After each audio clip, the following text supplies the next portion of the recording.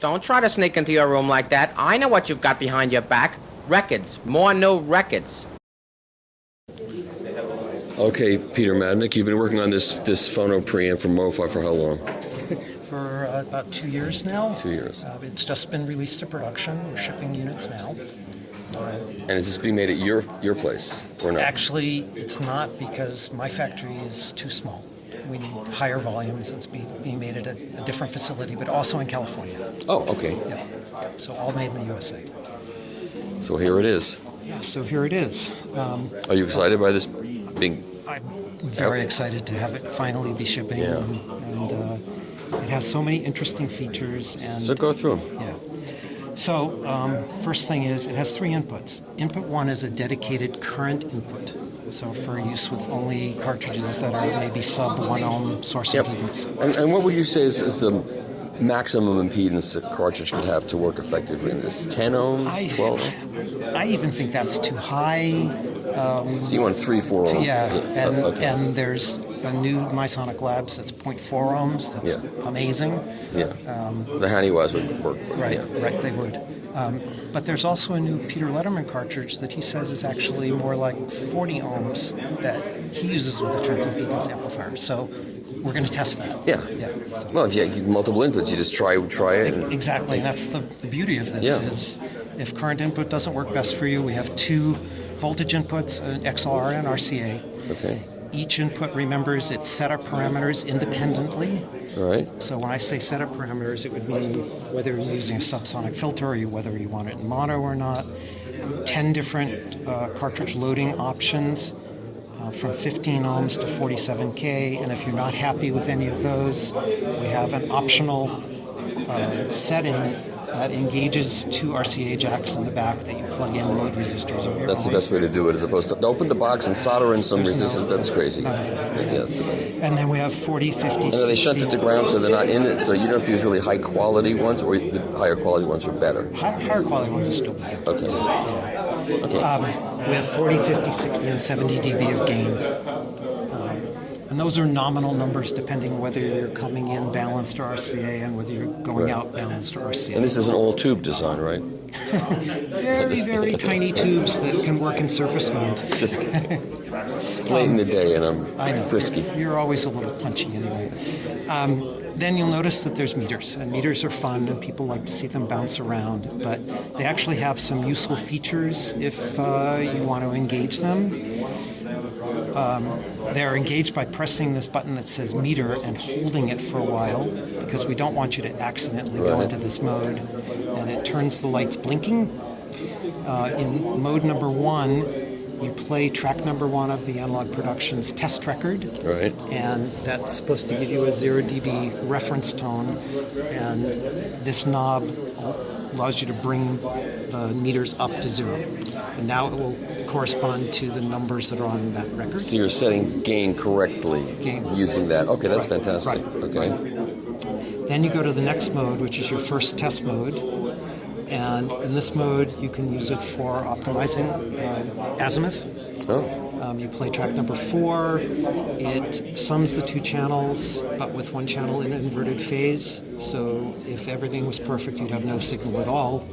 And you adjust your azimuth for the lowest setting on the meters. Does that really adjust azimuth, or does that adjust electrical balance, which are kind of different, aren't they? No, you're doing it. You're adjusting azimuth of the cartridge. Okay. So it's a physical alignment tool that happens to be built into your phono preamp. So then I will use that, and then I'll test it against an oscilloscope and see what I get. Yes, you can do that. I will. I have to. It's my job. I know it is yours. Okay. And I look forward to it. And then we have another position that I will call it a yet-to-be-defined test, where we have some test ideas that would allow you to determine whether your cartridge loading is at its best or not. Oh, okay. But we also have a software port on the back of the unit that allows you to update the software if we want to do something differently than we're doing now. Yeah, okay, wow. Let's look at the back for a moment. And what does this cost, 5,000? 5,000 US dollars. 5,000 US dollars. different in Europe. Different distribution model. Different. It's got to be exported too. So this is the back. Left and right channel outputs. You have both XLR and RCA, and they're independent of each other. Okay. These are the current inputs where you can select, you can choose from the back if you want to use RCA or want to use XLR. You cannot switch between them. So Right. you have to decide. Okay. Fair enough. But then the voltage inputs you can choose, you can select on the front. Okay. These two RCA jacks are the loading Right.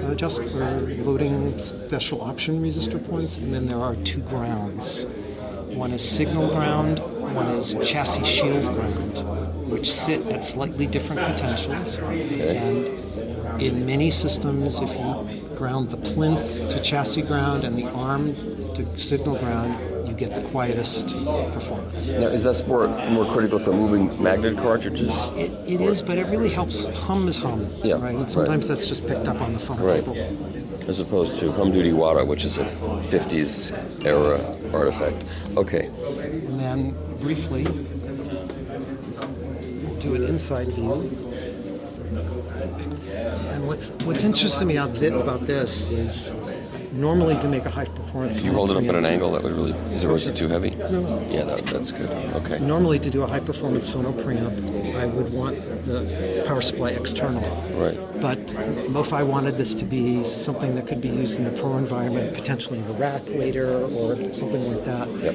So it is two boxes. One's in the front and it's the power supply. One's in the back and it's signal. And as you see, there's a gap. Yeah, and copper shield. Yeah. And shielded from the AC mains in, all the way out. Here's DC back to the main board.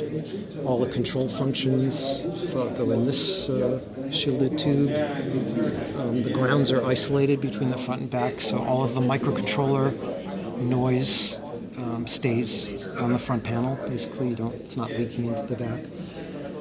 The front end, where all the sensitive, discrete FETs are, is in a thermally stable chamber, so everything warms up and cools down at the same rate, which limits the required adjustments as the unit, as you listen as it warms up, it stays stable. Great. It's totally passive RIAA equalization, so there's no feedback-based EQ in it.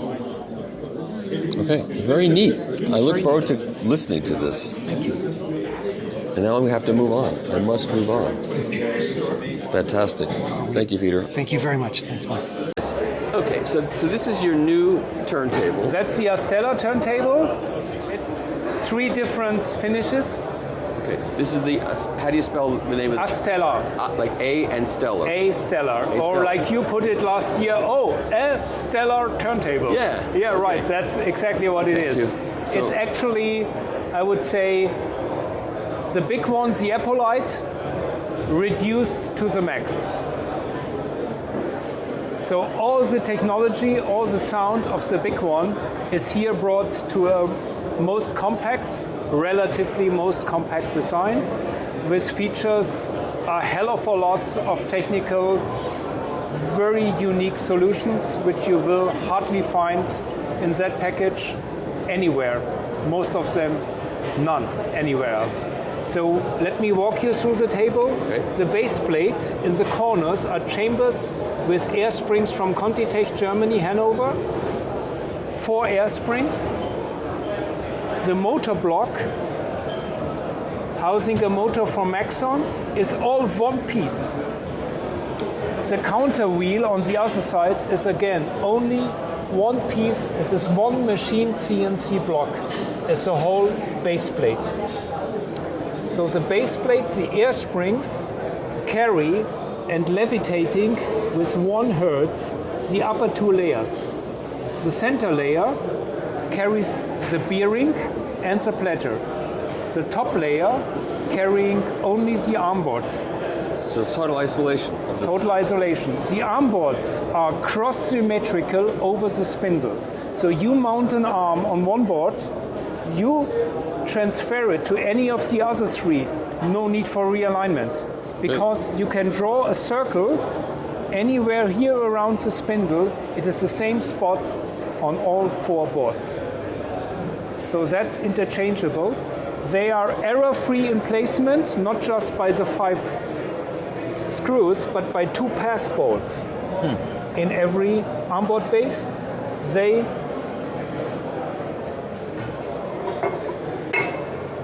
That's it.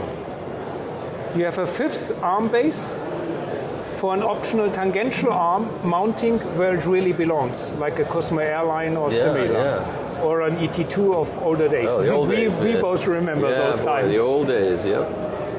So the power supply for the turntable is actually housed in one line stage size standard 19-inch cabinet containing 4 surge tanks. So there is a surge tank for every air spring. That way I'm cascading and enlarging the volume of the air spring and coming with a very low power pump which only produces 1.3 bar, coming to a super soft low resonance frequency because I'm enlarging the inner volume, and then therefore I do not need as much payload as I needed on the big one. Right. The bearing is a speciality and the world's first. The bearing is a push-pull magnetic bearing. Most of us know about the Platine Verdier of the 70s, which is still produced today, levitating for the first time the plateau by repelling magnets. Same here. These repelling magnets is just 1/2 of the bearing. The other half is a magnet at the foot of the axis. It's a 30 millimeter axis, which is roughly 1.1 inch. And it has a counter magnet and an adjustable hood that drags down the magnet. So it is first levitated the platter and the counter force dragging it down. So it doesn't bounce. Exactly. So what you see now, I'm pressing really hard and I'm stronger than I look. And it's immediate sustain. So it's a highly damped bearing which a double eddy current brake. So we are working with the belt drive against a constant resistance. This is exactly what the motor management wants to see. And it's eliminating all small speed derivations. It's just not possible. The drive itself is belt drive. That belt is made for us by Graf in Switzerland. A really great company. And you have a completely force-free bearing. So there is no dragging as with other turntables to one side, because then you are impairing the freedom of the bearing itself. So you only have here actually touching about 8% of the circumferences. Very tiny percent of the whole thing. And completely force-free. There is no dragging anywhere. The bearing is free. And is there a motor drive system? Yes, it's a big motor management, the S-Con motor management from Exxon. It's incorporated inside the ground plate, and on the rear, I will send you the pictures later, or you move around if you can. Oh yeah. Because the back is quite interesting too. It's good to be thin.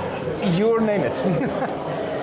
So that's the back side, and you see here outlets for possible arm cables that extend to the base of the arms.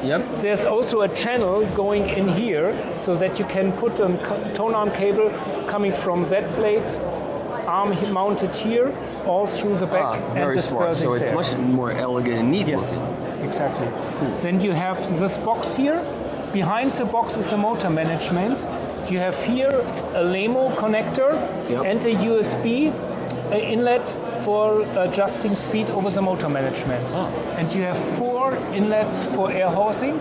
So we need 4, which then are combined in one, going down to the motor, to the power supply, because each of the 4 air springs is again cascaded. So we need a direct coupling to that volume. Very elegantly thought out and designed. And how much does this platter weigh? Platter weight is 20 kilograms. It has, on the top, is 50 millimeter vinyl. But you see, this is not 50 millimeters. This is about a half. It's about an inch.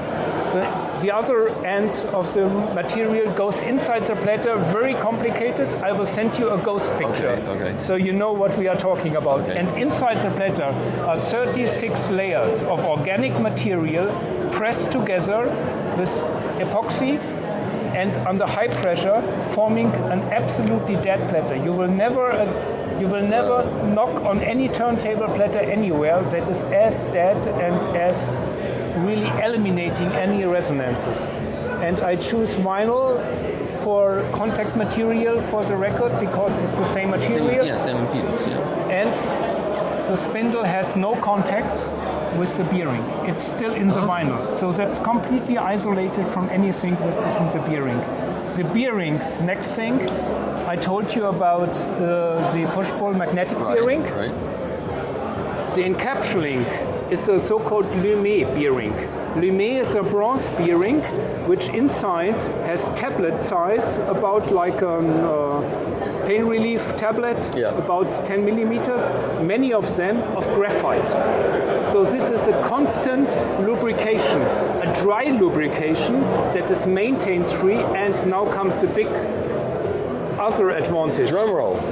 Every static, because graphite is conductive, so every static is dispersed through the bearings. There's no static uploading here in the turntable, in the platter. Sorry for DS audio here, Aki will forgive me, but you do not need a static device for this turntable. That's fantastic. It's built in there. So are there any disadvantages to this turntable? Is there anything that's not great about it? I don't know, put it that way. For me, I learned a hell of a lot of all the work I had with the Appolite and the problems in setting it up, because I had to fly over for everyone being set up somewhere, and we set up 6 of them. So that one has similar technology, but I must say actually the platter of the Astella is more sophisticated and better sounding than the Appolite. Crazy. Now, here's the question. Did you actually sell some of these? 6. You sold 6 of these? 6. Wow. And are those people happy campers? Oh, I don't know, but was I happy? I actually never got a complaint for that. Then they're happy. Then they're happy. But actually, Wow. it's... Many said it's too huge, and they were all right. It is too huge, and it was always a problem, not just the size of it, but you need to set it up, then disassemble, then ship. Yeah. But it made a statement, and it gave you an incentive and something to downsize it. And it's actually, this for us was something we could transfer all the knowledge and all the technique. Exactly. And it took some years to put that in the most compact form. Yeah. And the price. That one is retailing for 88,800. And put it that way, I know what work is in there. So for instance, you take the top level. The top level is more than 4.5 inches as a raw full block. Then it goes into CNC. And after 8.4 hours, going into the CNC with 108 kilograms, coming out after a full working day with 24 kilograms. So these are all, and these 3 layers, the top layers. I would say that's aggressively priced for 88,000, considering what I know what's out there in the big turntable market. That's an aggressive price. Well, it is a price we can live with, and might sound funny in our industry, but I do not need to get rich. I am happy with what I have, and I'm happy I wanted a turntable so I can enjoy my record collection, which for me is always the core. Yeah. For me, the music is not in the components, it is in the record. Now, I heard you have a new cartridge out that was up in a room. Yeah. Palladium, what is it? Palladium XO boron. So do you have one here you can look at? Sure. Why not? So that has some specialities. I named it XO because, like a good old cognac, this is a major. This is old school, very old school cartridge, but it has seen so many refinements over the production run, and now we made the final refinements that is having a very special boron cantilever that in the end is hollow and filled with a liquid that is so small and then sealed again. So that is a boron cantilever damped inside with an ultra small stylus. Wow. And what does it cost? And that that ultra small stylus, if you had older records, they sound so fresh. And if you have records in VG plus condition, they sound near mint with this one. Because you're hitting a different part of the groove, right? Yeah, you're going so small, so low, that you go below actually where all the dirt and all the small damages of past has occurred. You're going into the virgin vinyl. And this again. is called the Palladian XO boron. Palladian, not Palladium. Palladian. Okay, what does that sell for? Retail price will be around 12,000. Okay, listen, there are lots of cartridges in that price. I know. But if they're good, they're good. And this features, as all our big cartridges, hardened, hammered titanium timid 1100 corpus. Silver coils, boron cantilever, 0.33 millivolts. Is there a stylus guard? There is a stylus guard. Good, because that's really important. Have a stylus There is a stylus guard. We actually have a stylus guard for our tone arms. So our that's right. tone Yeah, arms yeah, yeah. have the stylus Right. guard. Wherever you have it, it's good. You know? Yes, So thank you. you're most welcome. So we are now playing the first tone arm from Tekdas, Air Force 10 tone arm. So it has its air bearing system, and the air is supplied from this external unit. But this is also still a prototype, so the production unit will look different. So air is supplied from this unit, from the bottom of the tone arm. And with the air pressure, the tone arm is floating on air. So both the platter and the tone arm, they are both floating. So the rotation of the platter is very smooth and precise, and the movement of the tone arm will also be very smooth and precise. And the result is a background quietness. We can enjoy all the information, the detailed information recorded in the groove of the disc based on this quietness on fiber. So this, yes, he has hit, and we don't, it's not ringing, there's no resonance because of the damping characteristics of the hybrid magnesium and carbon fiber arm tube, arm pipe. And for the main body of the tone arm, we use tungsten and titanium. So all these materials makes good damping effect. And so when we reproduce the sound of the analog record. Okay, so the bearing is only in the horizontal direction.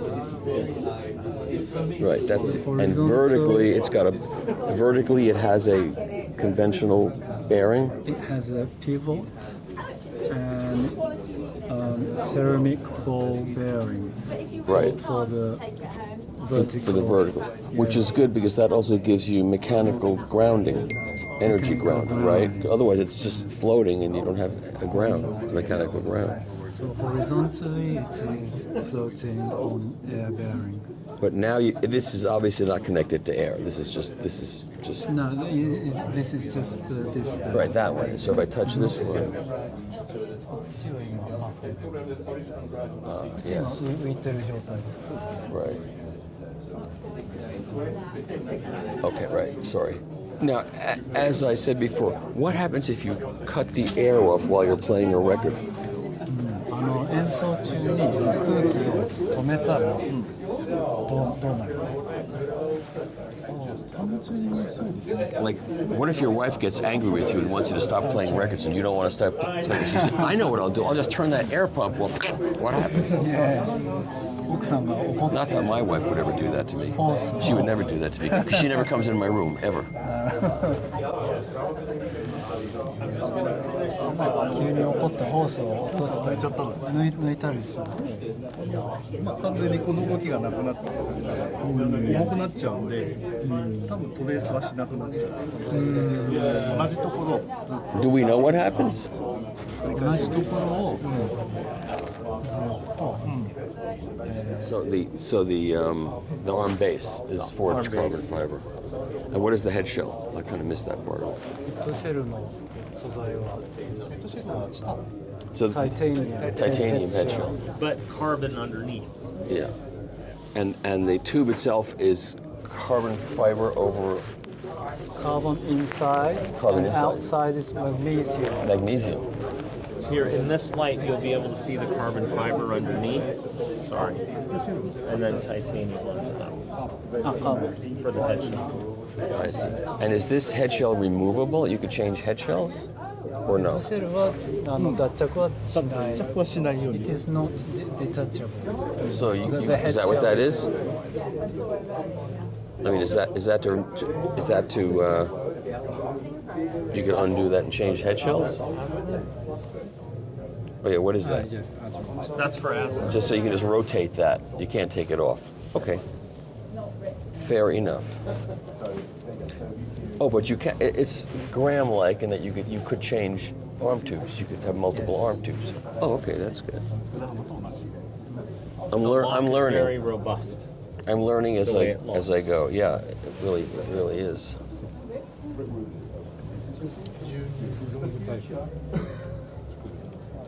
So we will also have a 12-inch Okay. arm wand, so we can exchange it.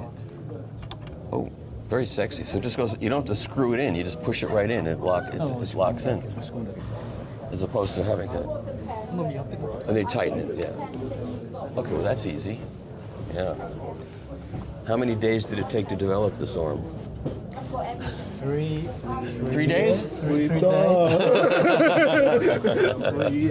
3 years? 1,000 days. Yeah, I would believe that. I was trying to trip you up with a quick trick question.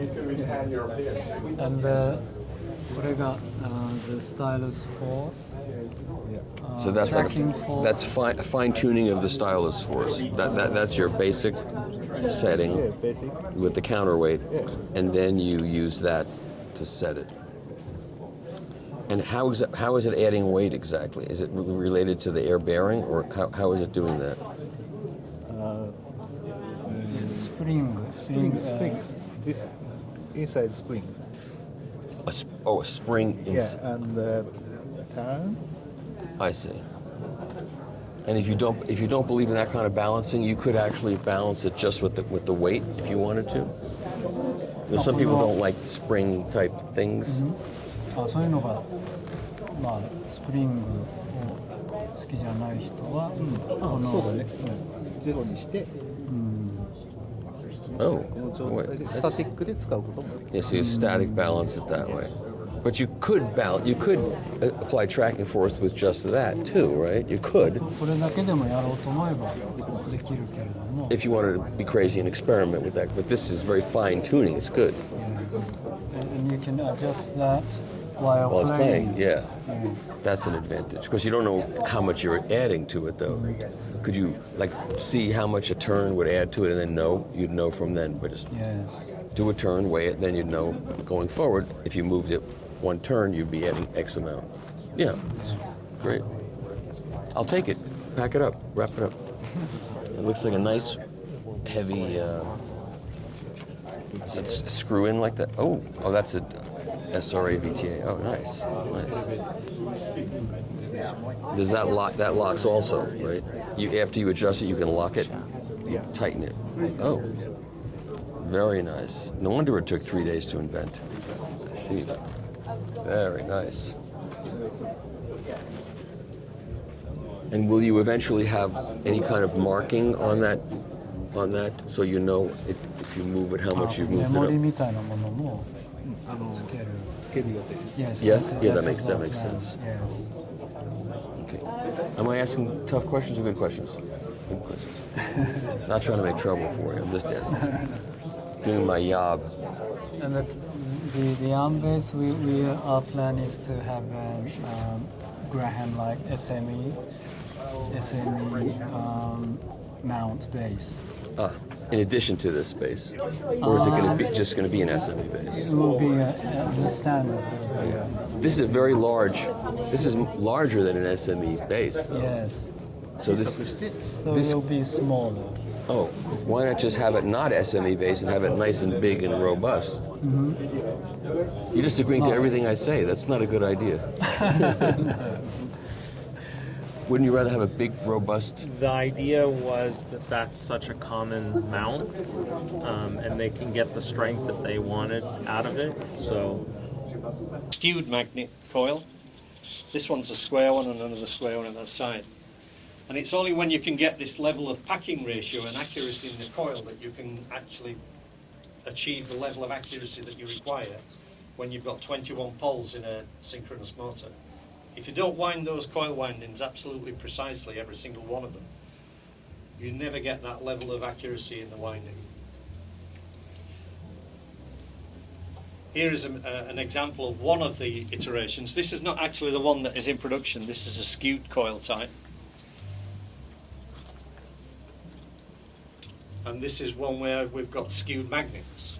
So we've not only looked at skewing in the magnetic field of the neodymium, we've looked at it in the coils as well. And all these different variables have been looked at. And for the whole raft of reasons, the one that we've selected is the best one in terms of production reliability and quality of performance. This is the stator, which is machined from a solid billet of Delrin. So I can actually hand this round if you want to just see what's involved in that. That's just to hold the coils, because obviously the precision mounting of the coils and its location on the center of the motor is critical to the accuracy of the drive. Any deviation in the field strength immediately translates into variations in drive.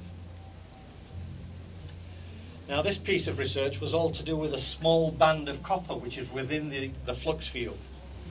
And you can see there's a gradual improvement in the quality of the stability of the drive. And what's happening here is that the copper ring that's in the flux is being subject to eddy currents only when it changes speed, however. So when the motor is running perfectly stable, there are no eddy currents in the copper ring. But the slightest change that takes place results in eddy currents being generated that oppose instantaneously any change. So you've got a mechanical system operating here within the design that actually mitigates and stops any variation.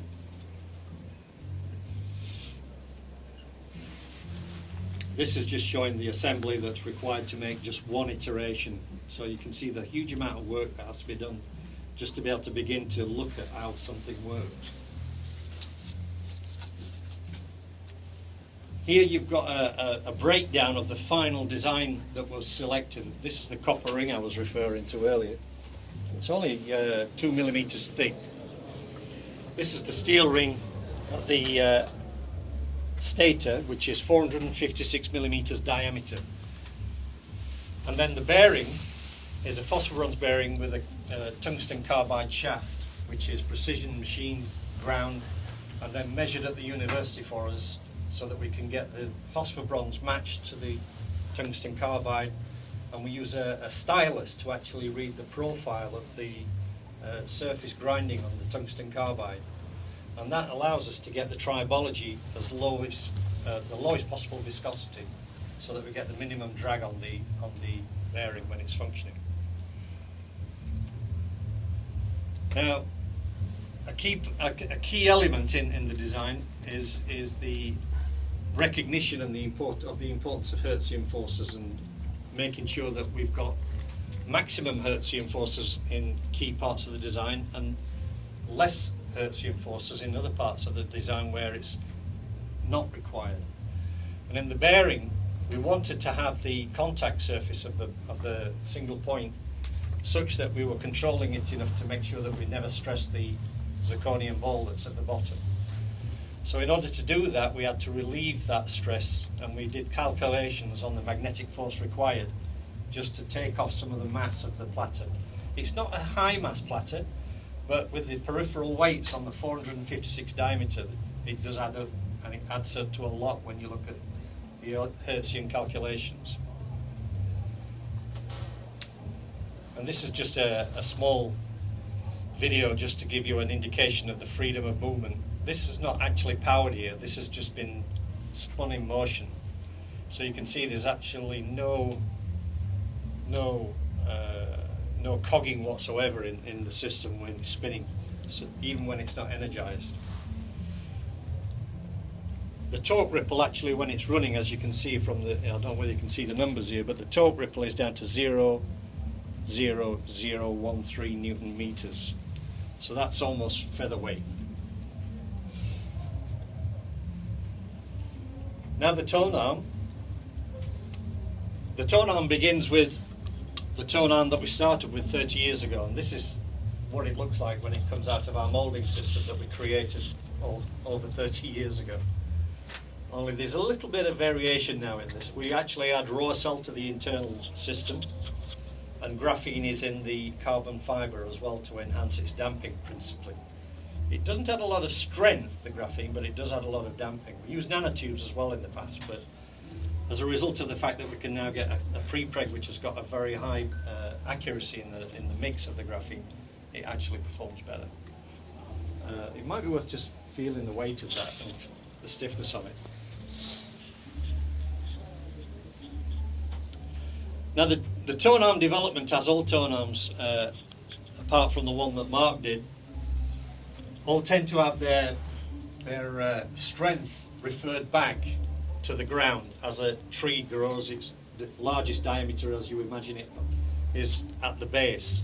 Much the same as they do in crane structures, and much the same as we found in the finite element analysis that we did when that tone arm was developed 30 years ago. Here the analysis shows that with a straight tube you've got much higher stress patterns here towards the pivot point, and therefore by changing the diameter of the tube you immediately eliminate those stress points, which obviously when it translates into the transfer of energy, you've got much higher stiffness here with only adding a small amount of additional mass increasing. That's one of the earlier iterations of the tone arm. This was one of the first ones that we produced to move forward. And there's the old beautiful Eiffel Tower, which exemplifies exactly what I was just describing.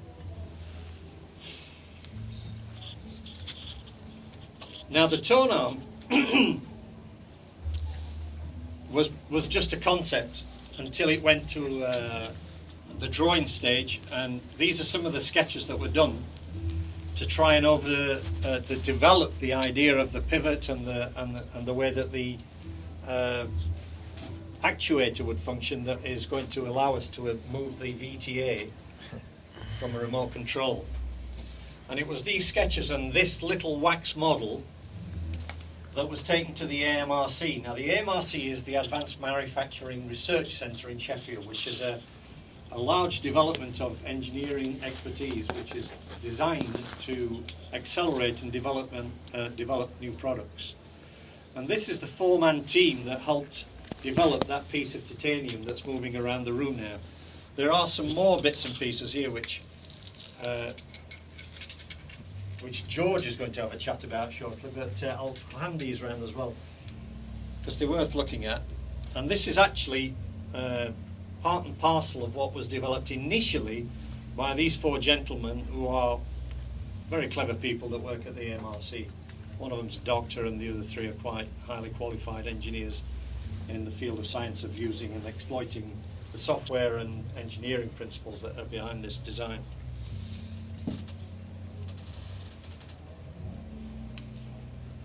And as I was going to say, I'm not going to go back because I'll just get confused, but I was going to say the bone structure there was one of the things that was important to refer to. When George is telling you about this, he'll explain all this about the tessellations and the various mass that we have in this tone knob. So I'm going to hand over now to a very important member of the team, George. Thanks, Craig. Who has been involved in a lot of the redefining of this particular technology. Yeah, so what the titanium additive manufacturers really allowed us to do is to create an impossible geometry. A weight that's impossible, a shape that's impossible, and an internal structure that is impossible to manufacture by any other means. So what that means is that moving from the front to the back of the tone arm, we have a part here which is entirely hollow. And then we come across this next part, and this is semi-hollow, so this has the lattice structure on the inside. And then as we come towards the rear of the tone arm, we've got the counterbalance here, which has powder integrated into the structure. So that integrated particle damping, adds to the damping. It's kind of like ringing a bell as opposed to ringing a sandbag, which one's quieter. And we also have particle damping integrated into this part here. So titanium itself is incredibly stiff, incredibly hard, and has less density than steel. Now that lattice structure mimics what happens in nature. So that biomimicry is what happens when you have bones and ossification inside of your bones. So areas where you would receive higher stress, such as in your joints, that'll have a thicker, denser lattice inside. And areas that receive less stress receive least dense lattice. So the way that these parts are manufactured is by a laser coming across a bed of powder and physically melting the titanium powder itself. Titanium's got a very high melting point. This is an incredibly powerful laser. And that melts the powder, which is then removed and extracted by hand here. And that powder is entirely recycled, because titanium is a very energy intense metal to make. It's a bit like an archaeological dig, just pulling away the sand to extract the artifacts underneath. And that's that piece. Yeah, I'll hand this around. So that's the pieces that you see there. And that's the finished product. So from a manufacturing point of view, it's a very efficient, very relatively low-cost manufacturing technique. It costs a lot of money, obviously, to do. But if you were to try to do that any other way with a milling machine, it would be, obviously, as George has just pointed out, completely impossible to achieve. We've got, basically, if nature was to grow a tone arm, it would look like what it looks like. Now, we come to the subject of VTA. And for VTA, we have had, for a very long time, the standard procedure is that you adjust the VTA with a screw thread. If you're lucky, you've got 40 TPI to adjust it, and if you are extremely lucky, you've got it right in front of the listening position so that you can evaluate the way it's impacting upon the stereo image. But of course, that's not something everybody has, or does somebody have that? I don't know. Maybe. But what we've got to do is try and get rid of that if we can. So one of the things that we have exploited in order to get rid of that is a piece of equipment that's taken straight from our machine shop. In fact, this is a chuck that was patented about 5 years ago. And essentially what it does is it allows the shaft of the tone arm to be moved in the y-axis with accuracy of a nanometer. And it does that by virtue of hydraulics. Now, because of the precision of the chuck, this is actually a promotion video for the machine shop world. So the chuck is designed to hold a machine tool to extraordinary accuracy and repeatable accuracy as well. But the beauty of it is for the VTA adjustment is that it allows that shaft to move very accurately when the VTA is wanting to be adjusted. Now typically what you would find with most VTA adjustments is that you have to undo a thread and then the system is unlocked and you don't know how, where, what you're doing. With this system, you've got complete control over the central axis of that Y-axis when the adjustment's being made. So as you can see, they're dialing in here a very high level of accuracy. So what we've done is just basically taken a tried and proven technology and adapted it for our own purpose. Only this industry is in space exploration using optical telescopes, because if you can imagine trying to view something that's 1 billion light years away, you only have to move a very small amount before you're 1 million light years away, almost within a fraction. And if you want to get back to that point and you want to then track it and trace it, the only way you can do that is with nanometer precision instrumentation. So what we have done is we've taken this technology from this particular field of science and we've transferred it into the VTA adjustment system of the tone arm. So at any point in time it's locked. It's never able to move the shaft. It will always stay fixed. So if you stop moving, it's always held. And you can make this thing move really fast if you want to do. If you've heard derailleurs on bikes with electric derailleurs, you can hear them go when they change gears.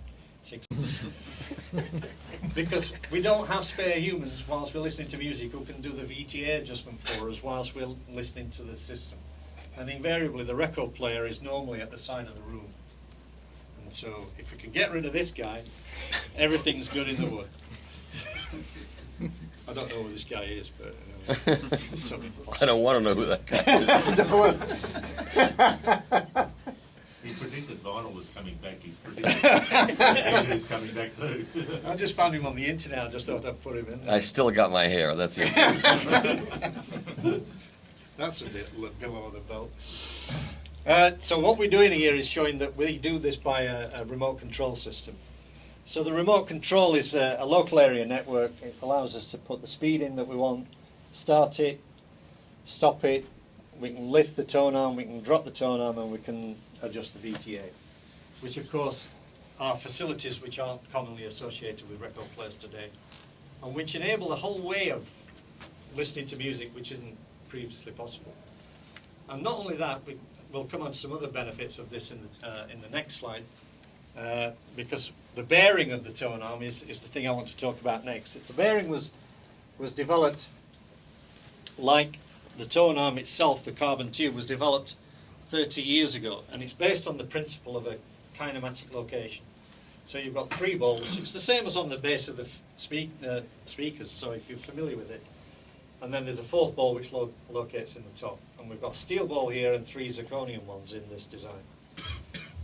So at the contact points here, what we are legislating is there's going to be enormous pressure because these are tiny 1mm balls. So you end up with a contact area of 0.003. And that means that you end up with very, very high pressure points. And why is that important? Well, what you're trying to do with a tone arm, if anybody's got one, I'd appreciate it if you've got a tone arm, anyone?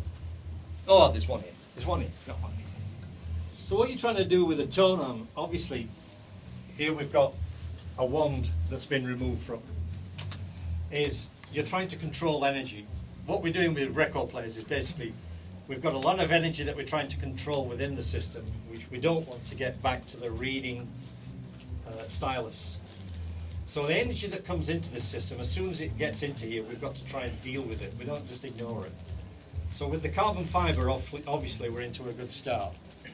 And what we've got then is to try and make this first area that we see here as strong as possible.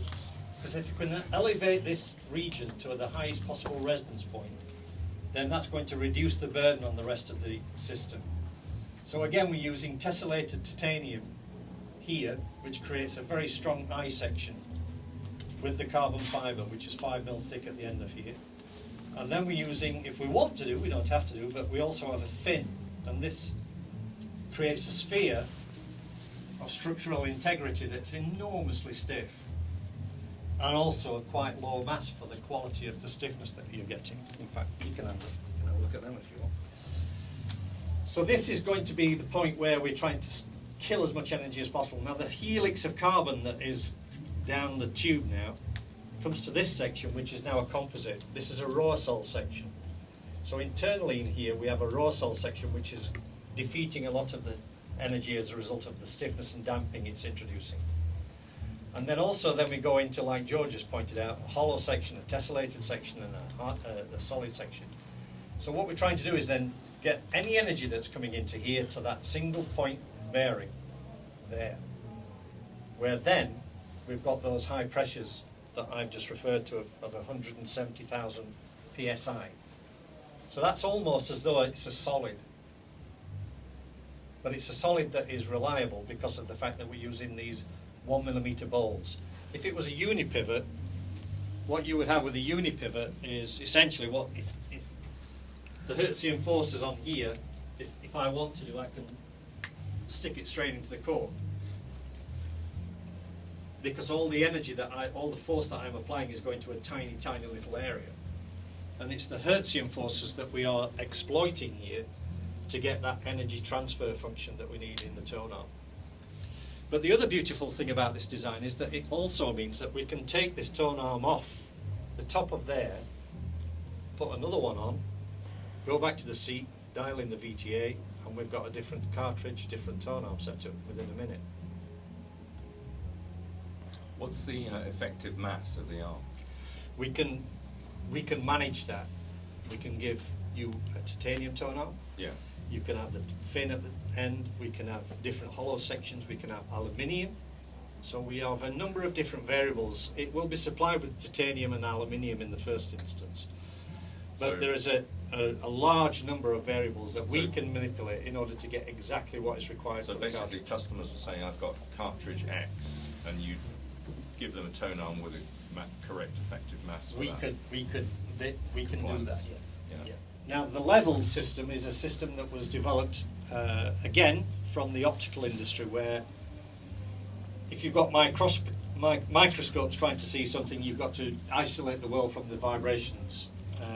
So what we found was a system which fitted perfectly with the form function of our motor system and allowed us to create a level which basically sees two pistons, pneumatic pistons, on either side of the structure of the motor. And that is computer controlled, and it allows the system to be separated from the environment to 1.7 hertz vertical axis and 6.7 horizontal. It's completely self-controlled, it manages itself, it levels itself. You can have different settings. If you want it to have a nice floppy sort of feel about it, you can have that. If you want a firm feel for shows, so that when people come along and they start banging it around, it doesn't get too disturbed. And those can actually be stored in the computer so that if you want to change it, you can do. So it allows a lot of flexibility as well. And the level means that we can, when it's mounted onto the rack, which we developed, and that rack came out 10 years ago, just shows how much work we've been doing, because the rack came out long before the record player. But that rack was actually developed for this record player. But when it's with the rack, it means that we've got a lot of control over the environment, so that even if we've got really noisy environments, the rack which we've developed enables the presentation of the turntable so that it's got the minimum amount of energy accessing the system. Now, just to briefly, I'm almost finished. Thank you for your patience and time. I just want to talk a little bit more about the tessellation, a little bit more about the cartridge, because I've only touched upon the structures. I haven't mentioned anything about the cartridge yet. Now, the cartridge has got a couple of things I just want to mention. First of all, the cartridges that we're going to be supplying first with these systems, I've got three variants in the cantilever. The first variant is ruby, the second one is sapphire, and the third one is boron. It's entirely up to the customer which one they are. The rubber isolation rings here, there are two actually, the rings that are being used on the cantilever. But the most important thing that I want to refer to is the fact that we've now got a hybrid cantilever. It's not made from one material. We've added on to the cantilever in a way that Mark will appreciate, stiffening at the centre rather than at the pivot point. Because what we're trying to do is add as much damping but with as low a mass as possible to the cantilever right at the centre of its structure. And obviously the reason for that is if you've got, imagine a straw, obviously if you bend the straw, the first thing it's going to try and do is bend in the middle. So if you can stop that happening, you immediately reduce the first resonance. So that's what we've done. We've added a UD carbon tube. It's extremely low mass. It's literally 2.5 millimeters long, and it's right in the centre, offset to one side. And the reason we've offset it to one side is to create that asymmetry, which is in this and in the cartridge shell as well, so that you don't get that single resonance that is common in a single asymmetrical design, a single symmetrical design. What stylus profile is it? It's a micro ridge, Supplied by? a company that we collaborate with. Now finally, the signal that comes from a moving coil system obviously is always going to be something that you want to preserve, look after and protect, because in the world that we live in, the world is full of EMC. So we've produced now a very simple solution to this problem. We've eliminated the need for a big long piece of wire which comes out of the tone arm, because we've placed the tone, if you look at the tone arm, you'll see that the bearing and the wire is almost exactly in line with one another as a result of the fact that we can create this unique geometry. So the wire emerges at the top of the tone arm, and as you can see, its exposure is tiny.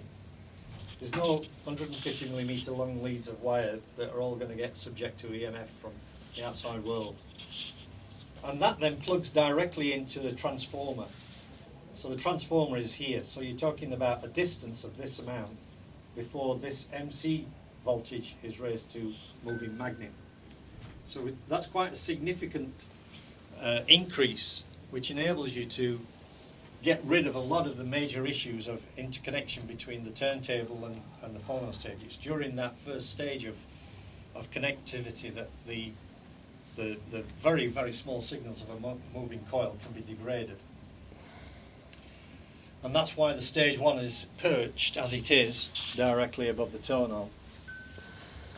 Now there's a few other things that I'm not going to spend a lot of time on. We do provide clamping system which is based on an ER16 collet chuck, so that we can keep the mass down but keep the pressure on the record sufficient to hold it. There's a little bit of information here about the R1 rack and the nodes that we developed. This actually was taken to the university, and we put 2 tons on this before it broke on this rack. There are 14 millimeter threaded bars here which create a reinforced concrete type arrangement in the rack.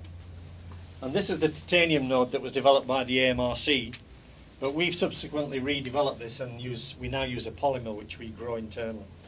Can you change the transformer in there to account for the particular cartridge that you're using with if you don't use your cartridge? Anything is possible, Michael. Yes, anything is possible. Okay. We machine everything. So if somebody wanted a specific design, we could easily machine a different structure. And there is already a design which is looking at different options for the end user that is not provided by this particular option. What's the base price of it? The starting price, as it were. What do you think it is? A lot. Bigger? I think this question might be better answered by Luke. Yeah. Is there a dust cover? No. That's fine. We did produce it and develop a dust cover. We are looking at a dust cover which can go on top of the stage one.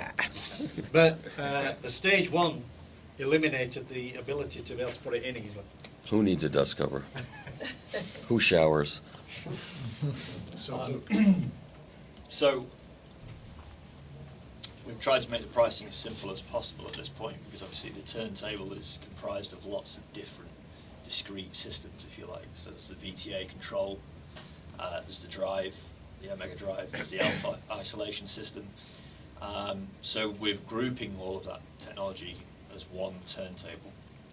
We've then got the 2 tone arms at the moment, the 2 cartridges, and then of course the rack. So the base price for the turntable is £215,000. The US dollar price is around 302,000. The titanium tone arm, which is the Graviton TI, that's 25,000 UK, 34,000 US. We've got the Graviton AL tone arm, which is aluminium. That is 19,000 UK and 26 US dollar. And we have not yet priced the cartridges because there's still a few bits that we're working around with that. The first review is basically scheduled for September, and we will have completed that development by that point. You add in the rack, they're 6,000 a level, so 18,000 UK, 26,000 US, so thereabouts. So a total system price is around 277 UK, which... So that's the most expensive turntable in the world ever? No, it's half the price. Is it? It's the most expensive. There's a lot more expensive turntable. There are a number of other turntables that are considerably more than that. I think we're... This is mid-priced. Yeah. All right. Why don't you introduce yourself? Hi, I'm Hans Ola Vitus from EVA Group, the brand Vitus Audio Analogity.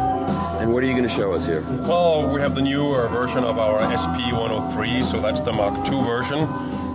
Done quite a bit of upgrades on the inside to lower the noise floor even further. Now has 4 inputs instead of the usual 2 inputs. So instead of going to 3, we went to 4. We have specific customer requests for that. This is a new white finish that we made. So this is actually a standard finish. It was the first time that we're showing this particular white.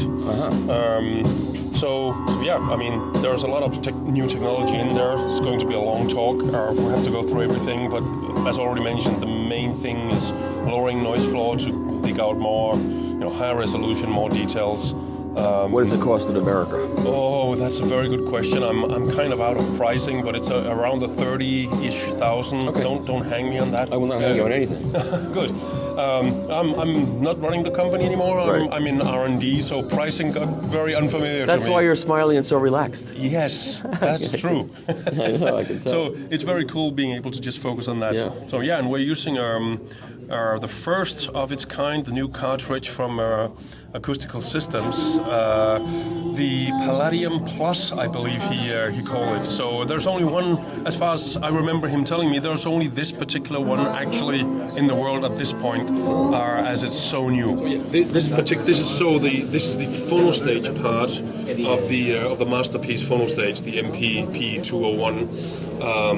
And we actually only got the board on the last Friday, so exactly a week ago. And as we were leaving on Saturday, we just managed to kind of finish the board.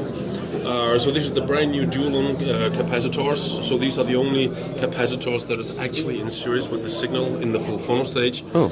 In here you have the actual rear correction, but that's all shunt, so none of them goes in the signal pad. Right. So that's the only ones.